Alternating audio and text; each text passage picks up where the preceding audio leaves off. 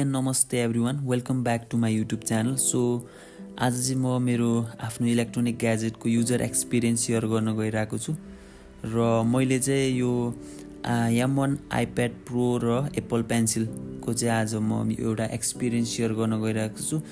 So as an visual artist हाम्रो लागि चाहिँ आइप्याड र एप्पल पेन्सिल चाहिँ एकदमै एसेन्सियल हुन्छ, किनभने अहिले चाहिँ डिजिटल आर्टको सिन चाहिँ एकदमै वाइड छ र अहिले एआईले गर्दा पनि यो हाम्रो डिजिटल आर्टमा चाहिँ हामीले लर्न गर्नुपर्ने कुराहरू धेरै छ र हामीले यदि नर्मल पेन्टिङहरू गर्दा पनि हामीलाई चाहिँ यो ठुलो स्क्रिन भएकोले चाहिँ आइप्याडमा चाहिँ हामीले मोकअप डिजाइनहरू माइन्ड म्यापिङहरू गरेर चाहिँ हामीले आफ्नो फाइनल पेन्टिङहरू गर्न सक्छौँ।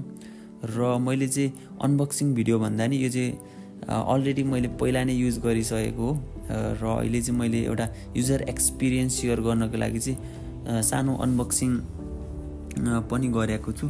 सो यो चाहिँ एकदमै क्लिन डिजाइनमा एल्युमिनियम बडी भएकोले चाहिँ एकदमै प्रिमियम देखिन्छ अरू मार्केटमा पाउने अरू आइप्याड अथवा प्याडहरू भन्दा चाहिँ। सो एप्पलको प्रडक्टमा चाहिँ अब हामीले थोरै एक्सपेन्सिभ छ तर एकदमै जेन्युन छ। यो चाहिँ अब लङ टर्म युज गर्न मिल्छ अरू अब एन्ड्रोइड ट्याब्लेटहरू भन्दा चाहिँ। र यसमा चाहिँ चार्जर पनि फ्री आउँछ, जुन चाहिँ अहिले आइफोनहरूले चाहिँ दिन छोडिसकेको छ भने चाहिँ।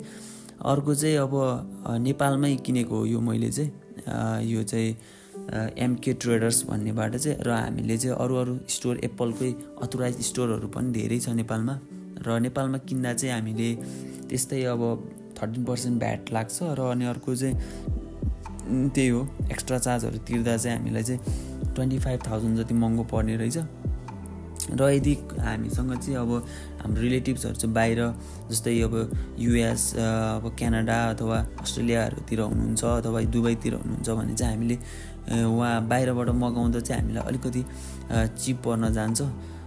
र म चाहिँ स्पेसल्ली अब कोही अब आइप्याड अथवा प्याड लिने खोजिरहनु भएको छ भने चाहिँ अभियसली एप्पल आइप्याड लिन चाहिँ म एकदमै सजेस्ट गर्छु।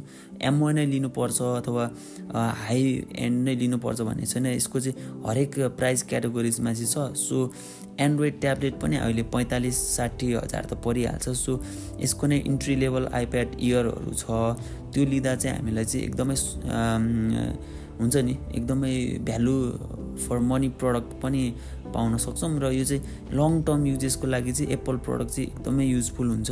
र मैले रिसेन्टली एउटा एप्पल पेन्सिल चाहिँ जापानबाट मगाएको थिएँ, जुन चाहिँ हाम्रो भिजुअल आर्टको लागि चाहिँ जुन स्केचहरू गर्नको लागि डिजाइनहरू गर्नको लागि चाहिँ डिजिटल ड्रइङहरूको लागि चाहिँ एकदमै एसेन्सियल हुन्छ यदि आइप्याड छ भने चाहिँ।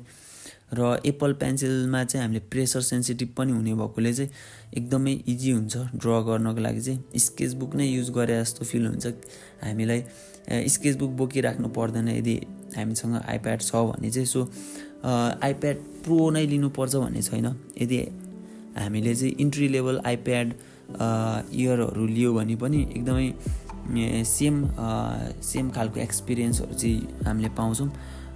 र अर्को चाहिँ कुरा गर्नुपर्दा चाहिँ यो आइप्याड चाहिँ अब हामीले चाहिँ ल्यापटपहरू त्यति धेरै युज हुँदैन नि त एउटा आर्टिस्टहरूको लागि चाहिँ। त्यस्तो हामीले कोडिङहरू प्रोग्रामिङहरू गर्नु नपर्ने, अब सिम्पल हामीले चाहिँ प्रोकेट चलाउने हो। अनि अर्को भनेको चाहिँ हामीले सिम्पल अब डे टु डे युज गर्ने मोबाइल एपहरू जस्तै अब फेसबुक इन्स्टाग्राम युट्युबहरू चलाउने वेबसाइटहरू खोल्ने त हो नि। सो त्यसको लागि चाहिँ आइप्याड चाहिँ एकदम इजी हुन्छ र पोर्टेबल पनि भएकोले चाहिँ हामीले जहाँ लगेर पनि चलाउन मिल्छ। र यसको ब्याट्री ब्याकअप पनि त्यस्तो नराम्रो छैन, एक दिन चाहिँ मजाले टिक्छ।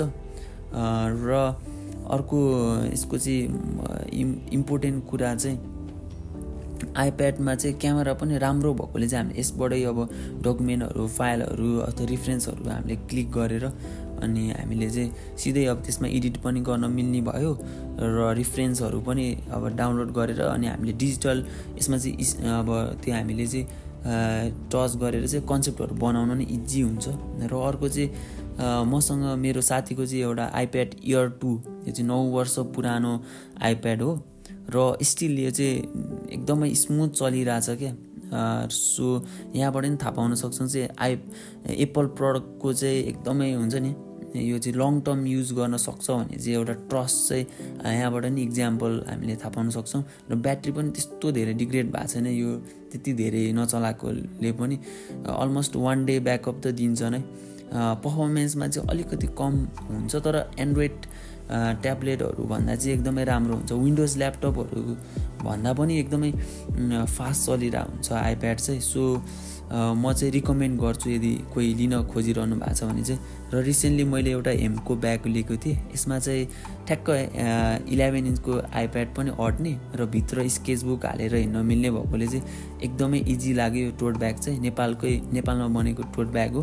र चाइनिज ब्यागहरू किन्नुभन्दा चाहिँ यो ब्याग किन्यो भने चाहिँ एकदमै अब नेपाली प्रडक्ट हेमको ब्याग भनेपछि एकदमै डिजाइन वाइज पनि राम्रो। टोट ब्याग चाहिँ अब क्यारी गर्न चाहिँ अलिकति गाह्रो हुन्छ, तर मलाई चाहिँ एकदमै सजिलो फिल हुन्छ। यो चाहिँ पुरानो मैले नि टोट ब्यागहरू धेरै बोकेँ। सो सबै सामानहरू राखेर एउटा पोर्टेबल सामानहरू राखेर चाहिँ हिँड्न मिल्ने भएकोले चाहिँ यो ब्याग एकदमै इजी लाग्यो। सो यति भन्दै I would like to wrap up my video. Thank you.